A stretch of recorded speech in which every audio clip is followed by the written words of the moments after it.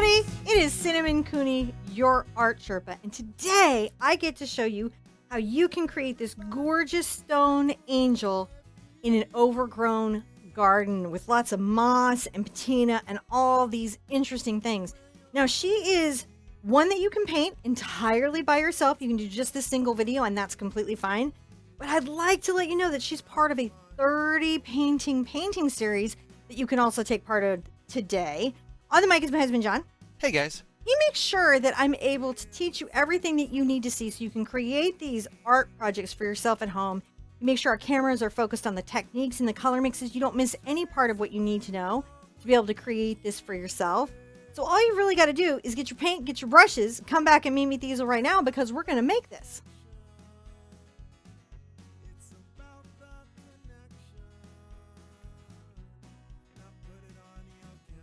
Today's colors are cadmium red medium, cad yellow medium, burnt sienna, ultramarine blue, phthalo blue, Mars black, phthalo green, more burnt sienna because I got excited about it, and titanium white. But really that's about that I wanted to tone some colors and I put out a little bit extra so that I could use it. So you're going to take your big brush, whatever that is, I'm going to grab my number 30, and we're going to paint the entire surface a mix of burnt sienna and black. As soon as your surface is painted and entirely dry on all sides, we can begin the next part of the step, which is gridding in our reference onto our canvas. And to do that, I'm going to take my chalk tool and another tool called a T-square ruler, which helps me make measured mark lines. I come along, I make a mark every inch along this tool, and then I'll make vertical and horizontal lines, creating 1 by 1 inch squares that matches my reference. When I'm done with that, I will number the top row of squares 1 through 8 from left to right, and the left side of squares 1 through 8 from top to bottom. So that's how I'll make a nice match to the grid reference that I have. As soon as you have your reference finished and numbered correctly, how you're going to use this is looking at your grid reference. All you draw is what you see in each square. So if I'm in square 1, I draw a curved line that enters over here from the right and exits at this point on the left. When I come into the square adjacent it, I can see that this line continues to the top, almost the very top of that square, and goes down at an angle. And you're going to do this through the whole thing, just each square, not the totality. When you're done, you'll have the entire image on. Okay, that was step 1. Now, some things to think about when you're doing step 1 is that if you need to erase anything, any of your chalk lines, you just take a damp brush and lift it back up and you're able to redraw it. So I know it's a human face and those can be more challenging, but with the grids, you can move lines over and be able to do it with no trouble at all. Now, for step 2, we're going to start painting in the stone. I'm really excited to show you how to do this. Let's do step 2.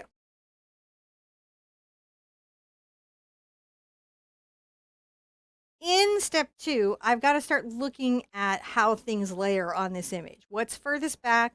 What do I need to paint back in the distance that I am layering larger or closer or more focal objects to? So the deep depth of this is really back here. And so I'm going to come in with my number 8 Cambridge, and I'm going to grab a little of my phthalo blue and my Mars black, and I'll get a smidge, and I mean a smidge of my titanium white. And I'll come back here and kind of paint all of this, that very, very dark, deep color. And you can see I'm just scumbling and being painterly and not really trying to make a particular brush direction. I definitely want to take some of this down here. Is it okay to just paint right over the white chalk? It's really okay to just paint over the white chalk. Not only can you remove it with a little bit of water and a soft brush, but it also removes very easily with the paint. And if you use chalk and not something stronger, it doesn't tend to stain the pigment on your canvas as much. This is quite a wonderful sort of dark background. It's a good idea to take it around all the sides so you have kind of continuity. Continuity, continuity, continuity, Mm-hmm. continuity is always fun. Right?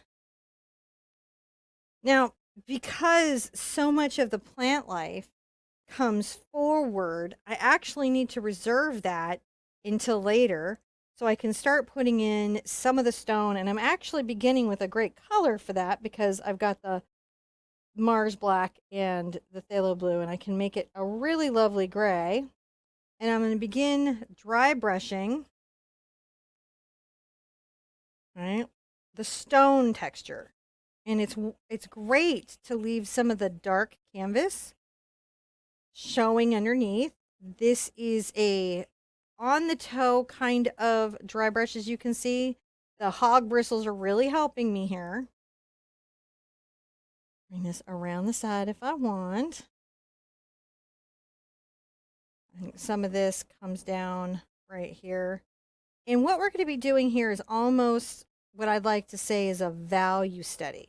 So we're not just going to be paying attention to hues, the color of things, but also very much how light and dark something is. And I think that, John, Hmm. sometimes painting a stone statue is a great way to do that because when you're not dealing with skin tone, it can help you just sort of take in those features a little bit easier. Oh, right. Now, I know a lot of this will be pulled forward because we have a bunch of greenery that's going to go back there, so I don't worry that these two are close to value. I'm going to continue to come down here. Just adding that first kind of tone or feeling of stone texture. A little more blue, a smidge of white. You can see it's just still very dry brushed. Right under here at the forehead, I kind of bring in a little dark little area. And then let's put right here at the cheek another little dark area. It's just sort of a bit of a thing.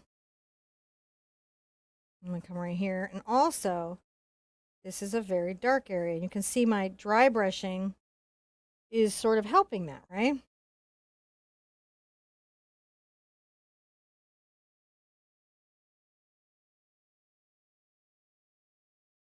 Just lightly put this in.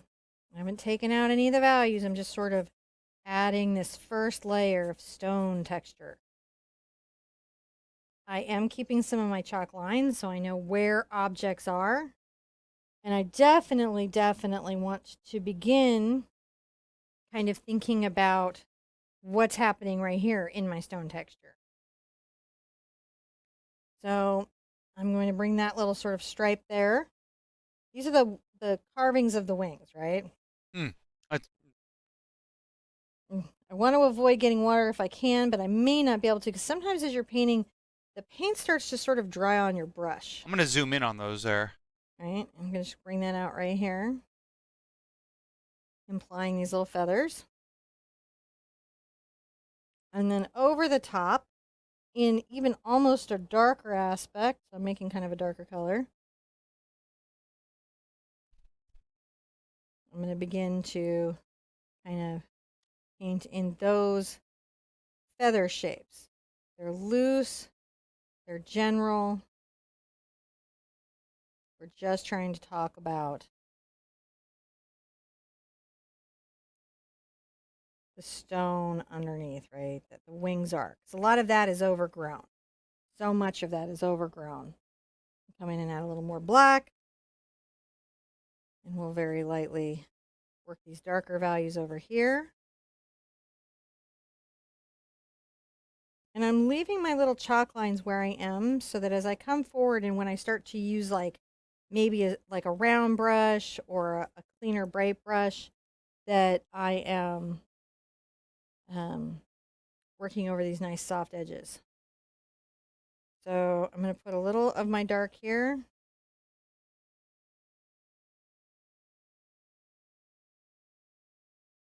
Maybe make that darker right there. And certainly above the shoulder, I want that to be darker. Gonna have to rinse out. And let's call that step 2, because even though it's all in deep values, that's a lot to take in. And I know sometimes faces are a little overwhelming. Mm-hmm. So we'll come back on step 3 and paint maybe some of the lighter values that are on the stone.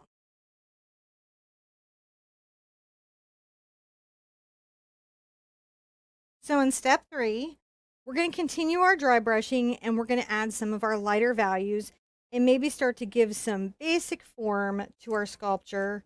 Not everything right away, but like just a good start to it. So I've got my base sort of little stone color right here, and I'm going to this time add a bit of my brown to it for the areas of stone that are a little more in highlight. And we'll come along the little jawline here. Sometimes I like to be on the corner to sort of softly, start to think about that.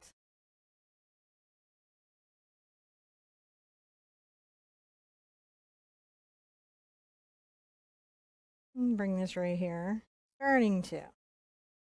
And then I may even kind of come here and start to shade the neck a little. Mm-hmm. See that right here, and bring that around.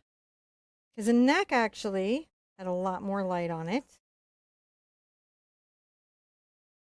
We want to begin representing that light.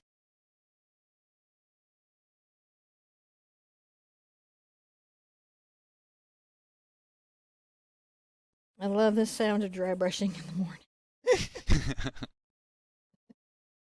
Little dry brushing in the morning to face what's going on in our day. Add a little right here just to start thinking about it. Definitely kind of a lighter area that happens here and comes down almost above the lip.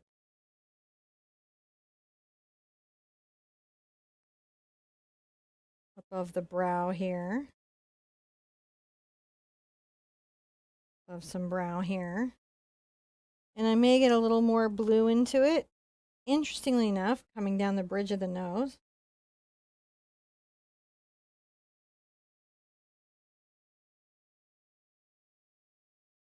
Trying to keep my lines very angular as I'm working. And when I get into some highlights, maybe add some more brown. Because it warms the gray, doesn't it? It just browns up the gray. Yeah. Let's say that there's a little bit of a highlight here where this stone is bent back. And then maybe another little one right here. And right here, like in this part of where she is, there's some bits of stone that we're seeing that just kind of highlight up. I think back here at the back of the head is a great place to kind of focus and think about. Let's come back here.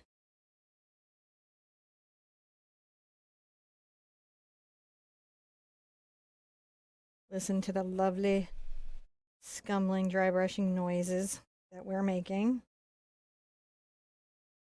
There's some great sort of shading along the sculpted hair that I think is important to, start thinking about.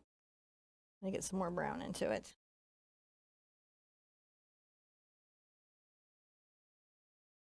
And it's very structured. It's chiseled. Because she is chiseled. Yeah.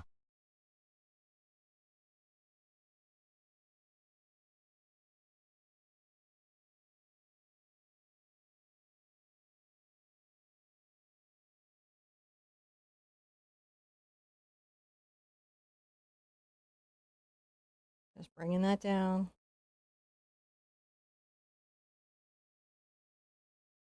Maybe a little bit right there. A little brighter over the top of the eyes.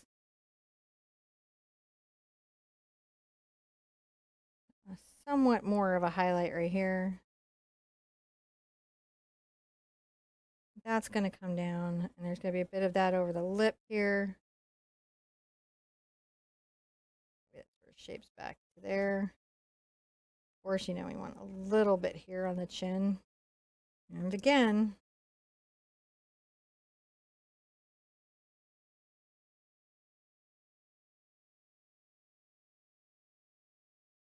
Adding a bit of that highlight there.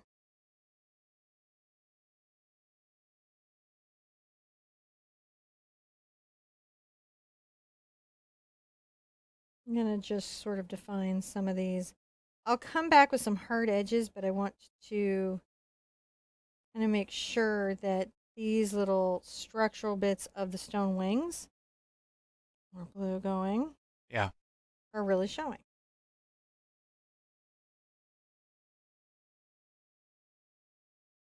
Even perhaps against, the greenery. Adding a little bit of this more blue here, and I'll take it up the shoulder.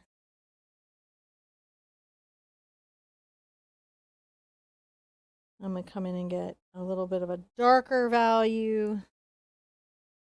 Maybe talk a bit about how this corners into the eye and how this kind of corners into the eye. And that's sort of exciting as we go forward, like as we're like defining certain elements of our piece. Yeah. Sometimes I can even get a little green brown into the stone because the stone will start to take on that color.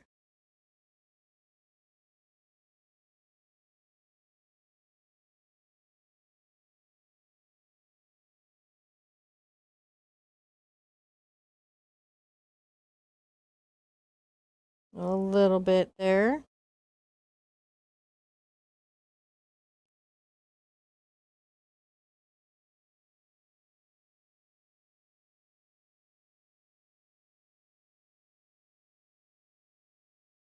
Perhaps here at the neck. So just working these. Isn't it crazy how you just keep dusting, and you start to get what is starting to feel like a cool stone statue coming out. Now, again, keeping this in small bites that we can easily digest. Let's call that 3, and we'll come back and refine more of the highlights and shadows and maybe start mossing some parts of our statue.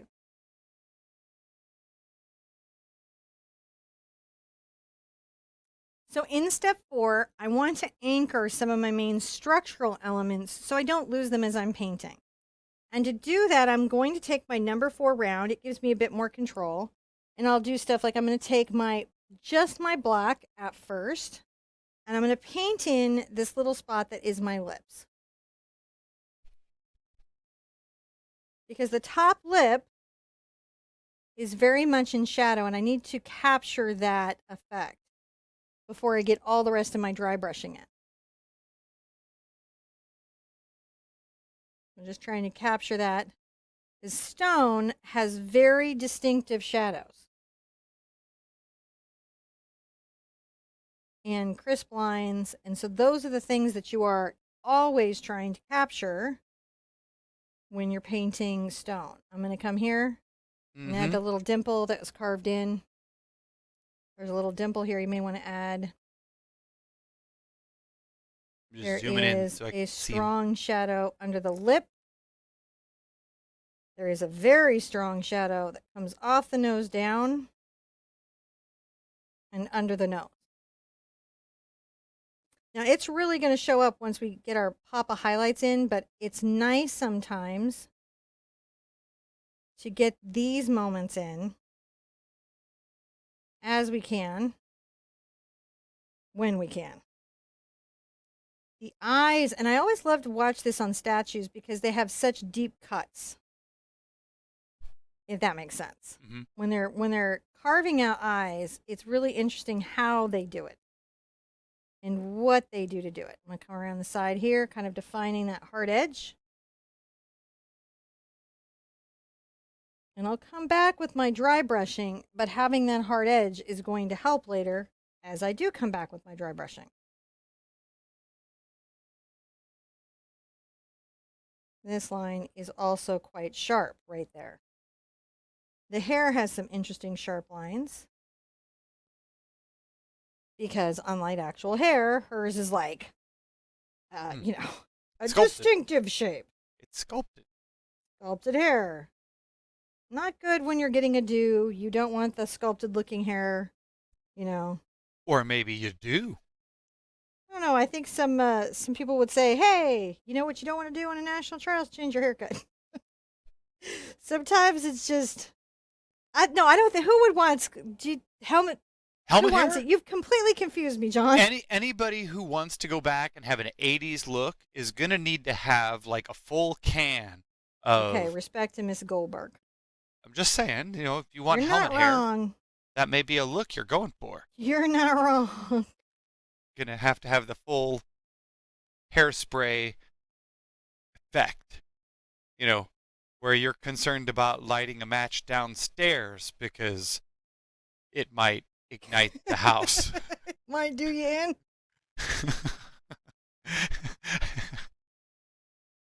I think this is also nice to catch on the feathers on the stone on the wings. hmm Because even as we soften them with moss and things, they will have these very distinctive shadows that are the hard carved segments of the stone.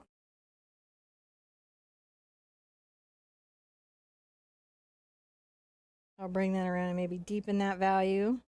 And also take that down here. That's pretty good. We've gotten some of that. You can kind of see the angel going. hmm Now remember, those of you who are Doctor Who fans, I would like to point out that her hands are not over her face. I'm going to clean up these chalk lines here because I don't want them to confuse me if I need to make some changes on her nose, which I think I do. I'm going to come in with my blue and my black and a little of my white to make my gray, and I'm going to make sure that this is defined You know, and as I want it to be. if you're a Doctor Who fan, then as long as you don't blink, she's likely to stay just like that. True. True, true, true.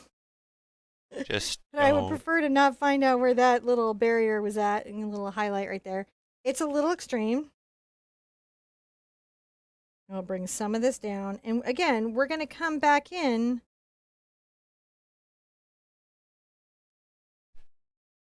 to make sure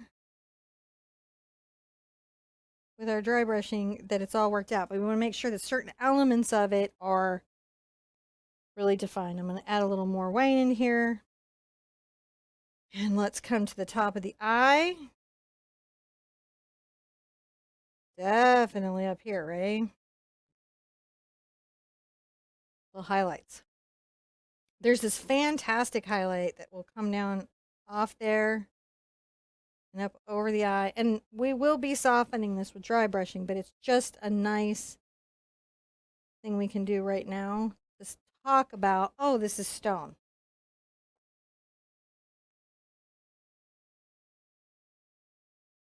Bring that little down there a bit. And then interestingly, like even on this lid, add a bit of a softened highlight, perhaps right there. Maybe right here. And there is something going on right up there, and we're sort of dry brushing that now.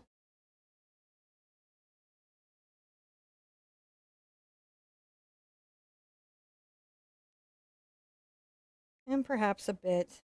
You can kind of see how I'm wiggling the brush and sort of dry brushing at this point there. We're going to get a little maybe on our lip.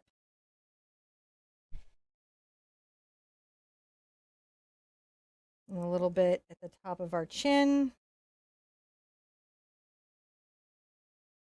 Maybe under our temple. Might bring some of this also across the stone. Just to have that be a noticeable contrast.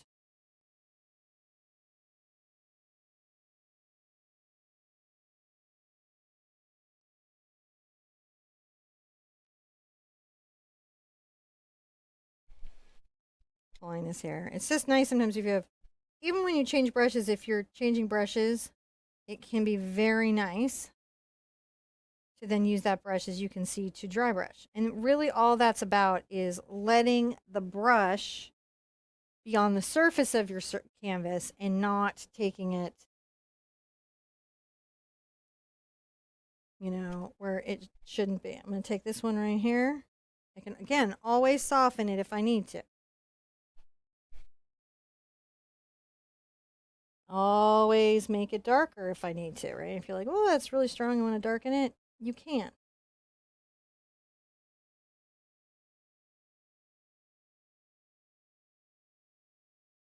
Let's take a little bit of that lighter kind of value.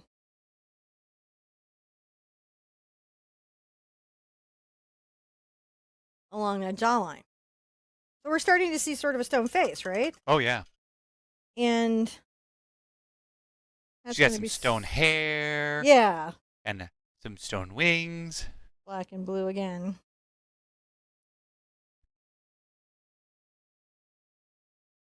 Making sure that this part of her seems very, very, dark. And then I'll come back in with my light. And then right here, kind of above that part of the lip, and an angle to the shadow.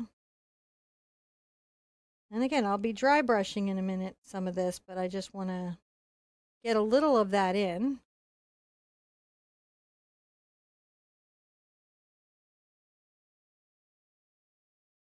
So that when we got to get it in later, it's a little easier to do. Comes up over the little smiley face.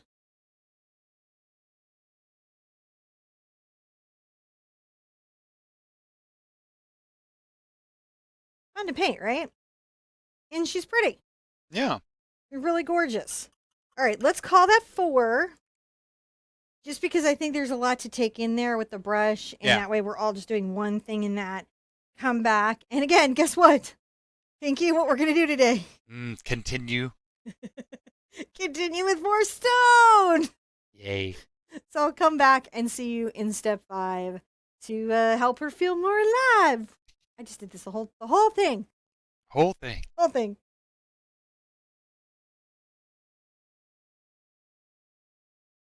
Moving on into step 5, I'm going to be adding some moss and some textures and some other values. I'm going to get back into my Cambridge for some more dry brushing. Dry brushing. Now, I am going to get my brush wet, but I do tend to take out the extra moisture with my rags so that the brush is merely damp.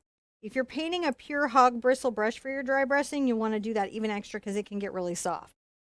The basic green I'm going to start with is a little bit of my burnt sienna and my phthalo green, kind of making this deep, deep, dark green. I'm going to come here and maybe start to add that around some where the plant life will be. Very dark.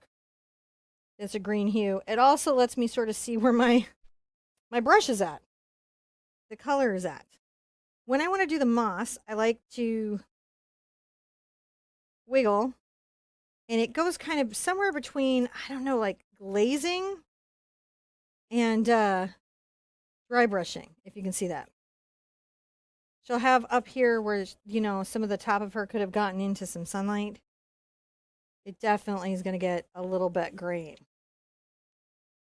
And coming down is going to have a bit going down, even around the sides, right? Because it's going to grow anywhere it can take purchase. And I'll tell you what, if you're trying to get moss to grow on stone, you got to do like all this stuff. You got to like blend moss, put it in like this like whole thing. And sometimes you'll look at stone out in a garden, and you're like, oh, they got such good moss growing. It's so hard to get going, because time does it well. It's pretty hard to do it for unnatural reasons. And you see, we're just getting that first sense of maybe some green in there. I think it's nice to, also start talking about it a bit in this area here. And that's because, these are more into the shadow.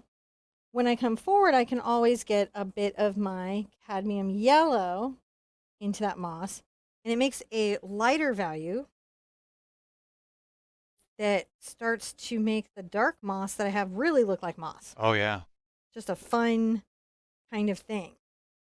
You can come a little bit maybe on the front of her nose and just stroke across there and places that she has moss. All the places. All the mossy places. Places that she has moss. They say, gotta put the moss where the sun don't shine. I thought it was moss don't grow on a rolling stone. Doesn't grow there either. I don't know what other than in Frozen where the trolls are like stones and they roll. And also like in Labyrinth where that guy could call the stones. I don't really know how many rolling stones are around. I'm adding a little more brown to vary up. See when you add a little more brown what it does to the moss? So I had like the green in there, but this time I add a bit of brown. Kind of just patinaing up. I just think it's real pretty. Yeah. It's real pretty. A little crazy there. So whenever you get like a thing you feel like, oh, that's a little bit much, you just come back and, you know, touch it back. You're not stuck. You know, you're not at all stuck. Like, so if you're like, oh, I want to moss that, moss it. Maybe up at the top of these wings and coming down, the moss could be like a little deeper and stronger. Kind of, you know, going in shadow. Perhaps a little more yellow. And you can smidge the white into it. It's going to make a very light value moss.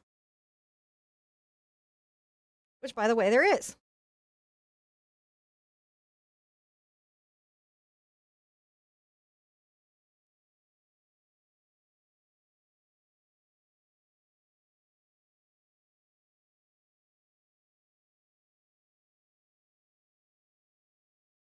Just touching weird little values of moss for her.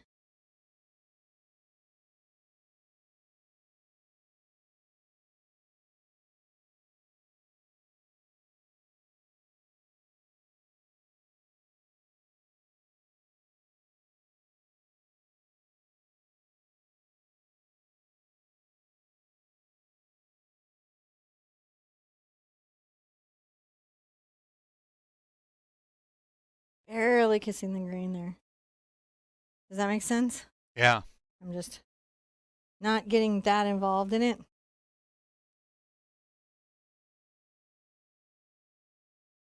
I will touch this places just simply because it would be there. I feel like here it would be maybe a darker value, or I've got to sort of dry brush that stone a bit. Sometimes, you know, I get a little heavy with the brush work and you need to kind of come back and be like, oh, hey, dry brush, dry brush, dry brush.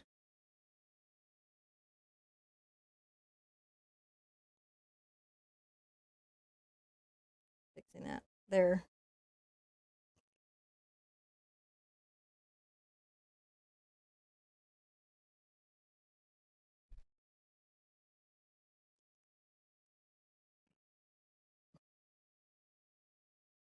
Maybe add a little bit to that nostril. Just fun to do. You know, if you feel you've lost any of your stonework, you can always come back and be like, oh no, stone comes back. Right? There's literally everything is just the patina. Wow. I mean, this just came just so fast. Yeah. She comes in real fast and she's beautiful real fast. She looks amazing. Right? Can't wait to see the flowers. Oh my goodness. So we've mossed her up. I think we're ready to come in and add the flowers and vines to our stone angel. So in step 6, I'll come back and show you how to do the flower. Well, at least the leaves for sure. Some Lots leaves. Of leaves in step 6.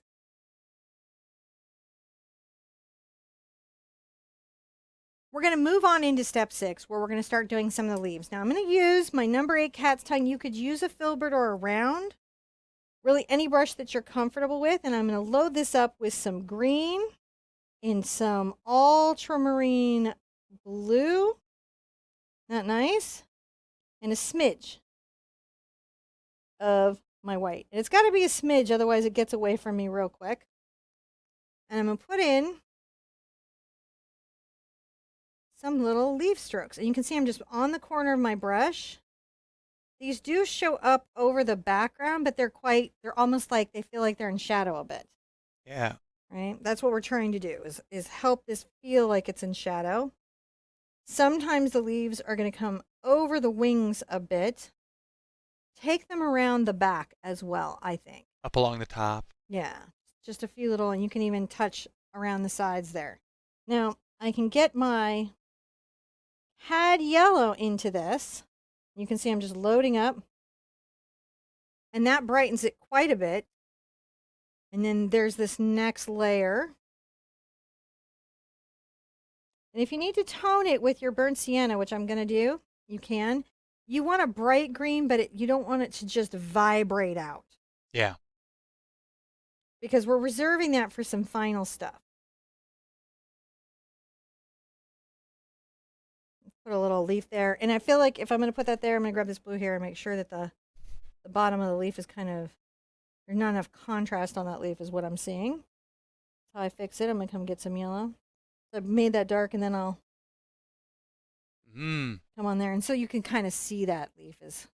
Those leaves are popping. They're popping, and they're just little touches. It's that touch leaf that we can do, right? Now, rinse out, and we have a couple things to deal with. We have some vines. Really? Mm-hmm. Where do vines some at? different little textures of the leaves. Oh, that's right. Those little vines are really pretty, too. I'm going to want to take my ultramarine and my green and brown, making this very kind of interesting dark color. Sometimes using a different blue as a base will help things stand out. Like if everything here is phthalo blue, going into the ultramarine will just give it a different cast, even though we've got the phthalo green. And what I want to do, I got to make sure the flow is very nice. Because I'm trying to kind of do some little vines that are curling. So when I get those in, that's sort of my dark stem. Where are you at there? Okay, there we go. You can bring one down, kind of curling the other side. It's always good then to get into your green.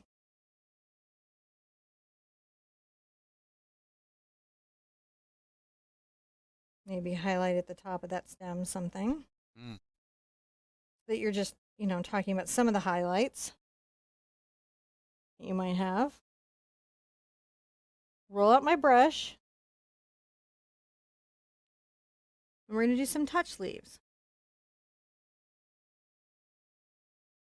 And I feel like these are so close to the value of the stone, I'm going to do something important. I'm going to come in and add a lot more yellow.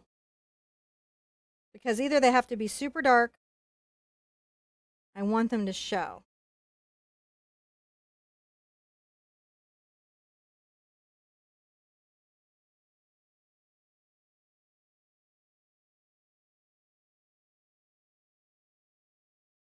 Bring this here. I'm going to keep touching them. Sometimes it helps to turn my surface so that if I'm pulling, I have like nice access to pull from. It's okay to pick up some of your darker. You can have a couple. You just want these to stand out from the background in some way. Mm-hmm. And then the trick here is like, let's get a lot more yellow out and some white. And it makes this very bright little contrasty color. And let's put some highlights.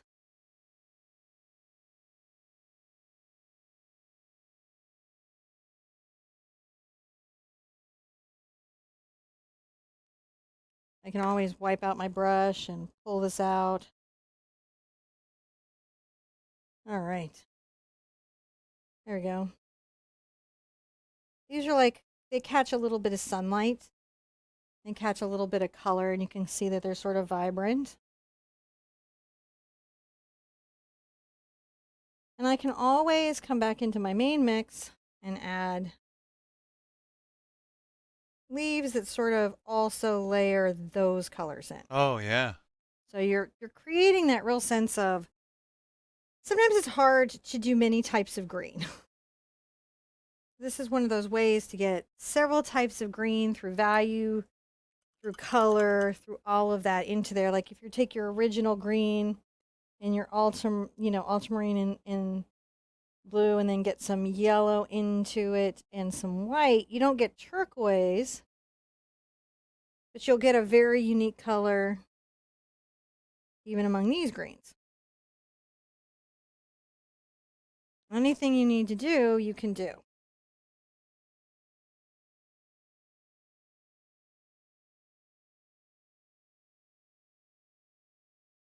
Making sure that our greens are just more than single dimensions. Lots going on. Lots of energy, lots of color. All right, so that's all we've got to do on these little touch leaves. And then when we come back, I'll show you how to do the mums.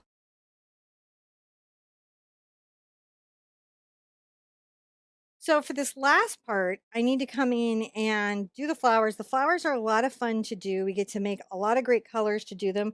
I put out a little more red than I needed and yellow than I needed, but we're going to be using a lot of white. And I will initially start with my cat's tongue simply because it's bigger and it will allow me to do some things right off the bat. I'm using clean water. I can get to it. Clean water. And we want kind of like, I'll get just a smidge of my green, a bit of a green cast, yellow green cast to these petals. I'm going to come here and I'm going to do these background petals. They are kind of on the side of my brush. You know, you can be playful. There's S curves. It's okay if some of the leaves underneath get pulled into it. What's really fun about these is that they're very messy little petals and messy little flowers. So they really lend to themselves to being full. Now this one is sort of facing upwards, so I have to paint the petals that are facing the furthest back first. Right. And then I can layer what's next. Now in the center here, I'm going to get a lot more yellow on my brush. Maybe even a little green. I want a brighter aspect in there because they're brightening up as they come in the center. Mm-hmm. That's actually why we have the little bit of, and you can see just on my toe, kind of pulling that in. If you need to get a few more values just to make sure that it's shaded and layered for that mummy feel. Because mums have a feel. I have a feeling about the mums. Now this one is facing us a little bit more.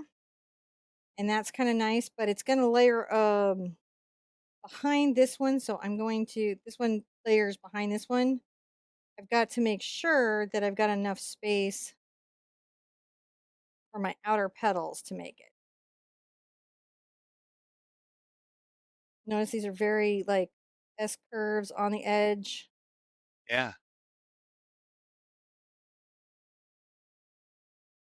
Pulling them in. Messy, messy mums.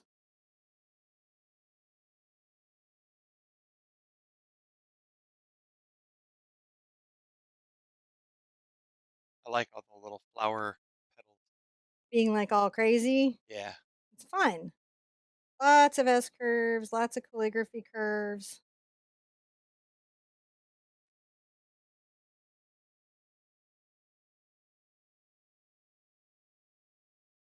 They're kind of, because they're the lightest part of our painting, they're sort of the focal part of our painting. And since that's done, we can come in. I'm going to wipe off my brush and I will load fresh white. There'll be pigment on my palette, but this will be very light white. And I'll come here and kind of paint in that part where the petals are kind of layering it.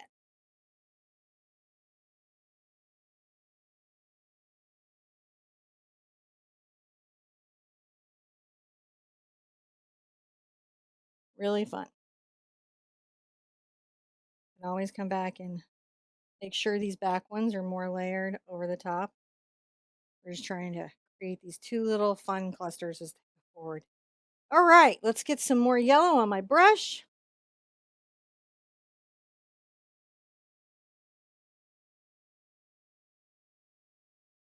You get some more yellow on your brush. I'm going to continue to paint inward on these little guys. You want them to feel very solid. A lot of mummy. Yeah, a lot of little petals that are pulling in. And rinse out really well. I'll take my green, a little bit of my phthalo green, and quite a lot of my add yellow. And what I want is a yellow that's just biased green.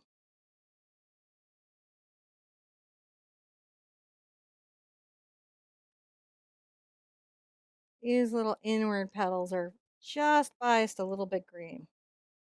And so I'll curve them and bring everything towards a center focal Let me try to area. zoom in on that for you. Yeah. All right. Oh, Curve them and bring them into a central focus area. oh wow, those. It will do me some benefit to dry this Yeah. for the next layer. Okay. When everything is dry, that's going to let you do a couple of things. It's going to let you touch in some fresh other petals. It's a good idea to maybe switch to your number 4 round.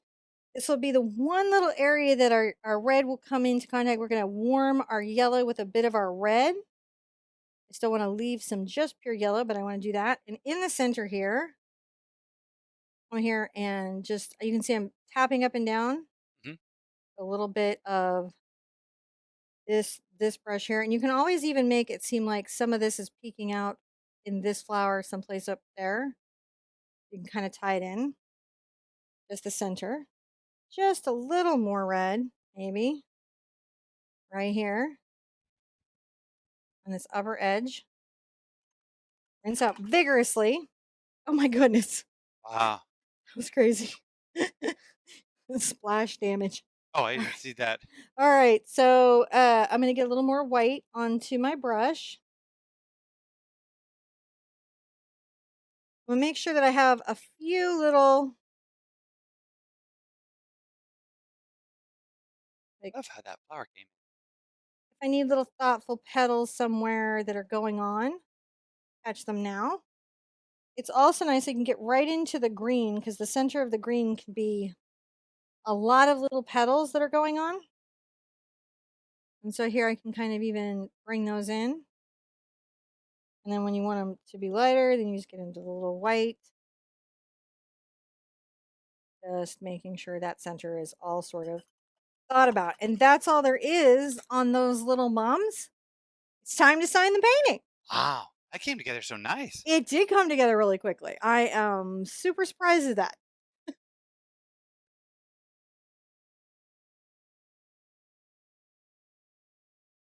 Just which brush are you using there? I'm going to use my number 1 monogram liner. And I'm going to use my ultramarine blue. And I'll come to the side. I'm going to try to come up with a nice, cool stone color that's going to stand out. And I'll sign my little name here.